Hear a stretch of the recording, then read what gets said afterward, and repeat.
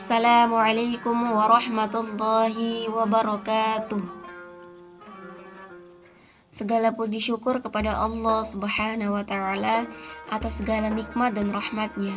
Semoga salawat serta salam senantiasa tercurah kepada Nabi Muhammad sallallahu alaihi wasallam beserta seluruh keluarga dan para sahabat beliau. Amin. Bagaimana kabar hari ini? Semoga semuanya selalu dalam lindungan Allah Subhanahu wa Ta'ala. Insya Allah kali ini kita akan mendengarkan sirah nabawiyah, yaitu tentang Perang Ahzab atau Perang Khandaq. Sudah siap mendengarkan? Baik, mari kita mulai. Ghazwa Khandaq atau Perang Parit dikenal juga dengan sebutan Perang Ahzab, adalah peperangan antara kaum muslimin yang dipimpin oleh Muhammad sallallahu alaihi wasallam melawan pasukan Ahzab, Yahudi dan pagan Arab yang dipimpin oleh Abu Sufyan. Peperangan ini berlangsung pada tahun kelima Hijriah atau 627 Masehi. Dalam perang tersebut, 3.000 pasukan muslim bersama warga Madinah lainnya bertahan dan berhasil memukul mundur kepungan 10.000 pasukan sekutu bersenjata berat yang didukung 600 pasukan kavaleri. Pemicu Perang Khandaq atau Perang Ahzab. Pemicu Perang Ahzab ini adalah dendam lama orang-orang Yahudi yang telah diusir oleh Rasulullah Shallallahu Alaihi Wasallam dari Madinah dalam Perang Bani Nadir. Mereka diusir karena mengkhianati perjanjian yang telah dibuat dengan Rasulullah Shallallahu Alaihi Wasallam. Sejumlah tokoh Yahudi Bani Nadir dan Bani Wa'il seperti Salam bin Abil Huqaiq, Hayy bin Akhtab, Kinanah bin Abil Huqaiq, Wahawza bin Qais al-Waili, dan Abu Ammar al-Waili. Mereka berangkat ke Mekah untuk mengajak kaum musyrikin Quraisy untuk memerangi Rasulullah Shallallahu Alaihi Wasallam. Mereka berjanji, kami akan bersama kalian berperang sampai berhasil menghancurkan kaum muslimin. Mereka juga meyakinkan kaum Quraisy dengan mengatakan bahwa agama kalian itu lebih baik daripada agama Muhammad. Tentang hal tersebut Allah Subhanahu wa Ta'ala berfirman yang artinya, apakah kamu tidak memperhatikan orang-orang yang diberi bagian dari kitab? Mereka mengimani sesembahan selain Allah dan Taghut, serta mengatakan kepada orang kafir bahwa jalan mereka lebih benar daripada orang-orang beriman. Quran Surah An-Nisa ayat 51. Setelah sepakat dengan kaum Quraisy, tokoh-tokoh Yahudi ini mendatangi suku Ghatfan. Dalam pertemuan dengan tokoh Ghatfan, mereka mencapai dua kesepakatan, yaitu yang pertama, bahwa suku Ghatfan bersedia mengirim pasukan sebanyak-banyaknya untuk bergabung dengan pasukan sekutu menyerang kaum muslimin. Yang kedua, sebagai imbalannya, kaum Yahudi akan menyerahkan hasil panen kurma Khaybar kepada suku Ghatfan selama setahun penuh. Kekuatan pasukan berkat kegigihan para tokoh Yahudi Bani Nadir dan Wa'il menggalang dukungan, akhirnya sebuah pasukan sekutu berkekuatan sangat besar pun terbentuk. Ibnu Ishaq menyebutkan bahwa jumlah pasukan sekutu adalah 10.000 pasukan yang terdiri dari kaum musyrik Quraisy, kabilah Ghatfan beserta kabilah-kabilah yang ikut bergabung bersama mereka. Oleh karena pasukan orang-orang kafir itu terdiri dari berbagai kelompok, maka peperangan ini disebut juga dengan Perang Ahzab.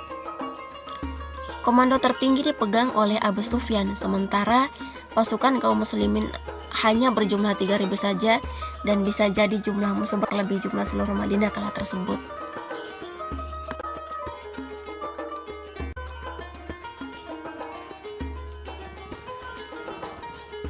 Persiapan kaum muslimin di Madinah.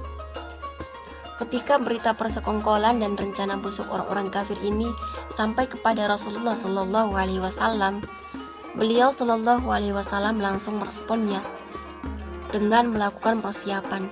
Di antara persiapan Rasulullah Shallallahu Alaihi Wasallam adalah yang pertama, beliau melakukan musyawarah, kemudian yang kedua, menggali parit. Di antara kebiasaan Rasulullah yaitu mengajak para sahabat beliau untuk bermusyawarah tentang hal-hal yang tidak ada wahyunya dari Allah, baik yang berkaitan dengan peperangan ataupun yang semisalnya. Rasulullah Shallallahu Alaihi Wasallam meminta pendapat para sahabatnya tentang strategi dalam perang tersebut. Salah seorang sahabatnya yang bernama Salman Al-Farisi mengusulkan agar kaum muslimin menggali khandak atau parit di sebelah utara Madinah yang merupakan satu-satunya jalan terbuka yang bisa dilewati oleh musuh apabila ingin memasuki kota Madinah. Ide brilian Salman radhiyallahu anhu ini disetujui oleh Rasulullah Shallallahu Alaihi Wasallam dan para sahabat lainnya. Setelah mencapai kata mufaqqat, akhirnya penggalian khandak pun dimulai. Inilah penggalian parit pertama dalam sejarah Arab. Yang kedua, menggali parit. Setelah sepakat untuk menggali parit sesuai dengan usulan Salman Al-Farisi, kaum muslimin pun bergegas untuk melaksanakannya. Parit yang diharapkan bisa memisahkan kaum muslimin dengan musuh ini terus dikebut pengejarannya supaya bisa selesai sebelum musuh datang ke Madinah. Para ulama ahli sirah berbeda pendapat tentang waktu yang dibutuhkan untuk penggalian parit ini, berkisar antara 6 sampai 24 hari. Para sahabat sangat bersemangat dan antusias menggali parit karena Rasulullah Shallallahu Alaihi Wasallam juga ikut bersama mereka. Dan tidak jarang mereka meminta bantuan Rasulullah untuk memecahkan batu-batu besar yang tidak sanggup mereka pecahkan. Untuk memompa semangat para sahabat, Rasulullah Shallallahu Alaihi Wasallam berkali-kali melantunkan syair yang kemudian dijawab oleh para sahabatnya.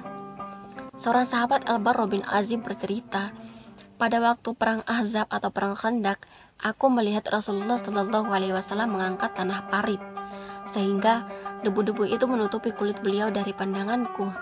Saat itu, beliau Shallallahu Alaihi Wasallam bersenandung dengan bait-bait syair yang pernah diucapkan oleh Ibnu Rawahah.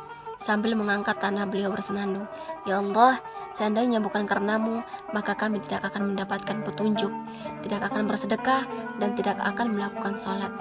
Maka turunkanlah ketenangan kepada kami, serta kokohkanlah kaki-kaki kami apabila bertemu dengan musuh. Sesungguhnya orang-orang musyrik telah berlaku semena-mena kepada kami. Apabila mereka menghendaki fitnah, maka kami menolaknya." Beliau menyenandungkan bait-bait itu sambil mengeraskan suara di akhir. Mendengar beliau Shallallahu Alaihi Wasallam melantunkan syair, para sahabat pun tidak mau tertinggal.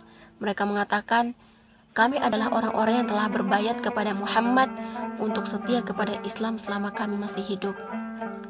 Ucapan ini dijawab oleh Rasulullah Shallallahu Alaihi Wasallam dengan doa, "Ya Allah, sesungguhnya tidak kebaikan kecuali kebaikan akhirat, maka berikanlah berkah kepada kaum Ansor dan kaum Muhajirin." Demikianlah semangat kaum muslimin ketika menggali parit yang bisa diselesaikan dalam waktu yang relatif singkat untuk ukuran saat itu. Dengan berbagai kendala seperti kekurangan peralatan, kekurangan makanan, cuaca Madinah yang sangat dingin, ditambah lagi dengan sikap orang-orang munafik yang terus berusaha untuk mengikis semangat para sahabat. Meski demikian, semangat yang didasari iman yang kuat membuat mereka tidak pernah surut membela agama Allah dan Rasul-Nya. Pasca penggalian parit, Rasulullah Shallallahu Alaihi Wasallam memerintahkan agar para wanita dan anak kecil ditempatkan di salah satu benteng terkuat di Madinah milik Bani Uharitsa. Dan beliau Shallallahu Alaihi Wasallam menunjuk Abdullah bin Ummi Maktum untuk menggantikannya di Madinah selama peperangan tersebut.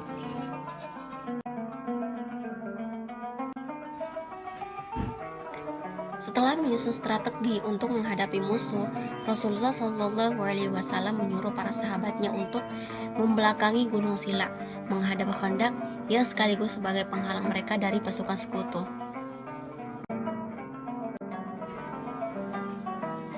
Hikmah dari perang Khandak atau perang Ahzab adalah yang pertama, seorang pemimpin harus menerapkan nilai-nilai keadilan dan persamaan, seperti yang telah ditunjukkan oleh Rasulullah Shallallahu Alaihi Wasallam, di mana beliau juga ikut menggali parit dan mandi keringat bersama kaum muslimin. Yang kedua, mengajak bermusyawarah para sahabat untuk mengetahui dan menguji para sahabat dalam menghadapi situasi dan kondisi yang sangat kritis. Yang ketiga, optimis yang selalu ditanamkan oleh Rasulullah Shallallahu Alaihi Wasallam kepada para sahabatnya. Dan yang keempat, kunci kemenangan perang Ahzab sama dengan peperangan lainnya adalah pertolongan Allah yang sungguh luar biasa, di mana secara kualitas dan kuantitas, pasukan dan senjatanya tidak mungkin 3.000 muslim dapat mengalahkan 10.000 pasukan sekutu. Tetapi Karena keimanan mereka, maka Allah menurunkan pertolongan berupa badai pasir yang sangat dahsyat. Masya Allah. Sekian, semoga kita semua dapat memetik hikmah dari kisah perang Ahzab ini. Amin. Wassalamualaikum warahmatullahi wabarakatuh.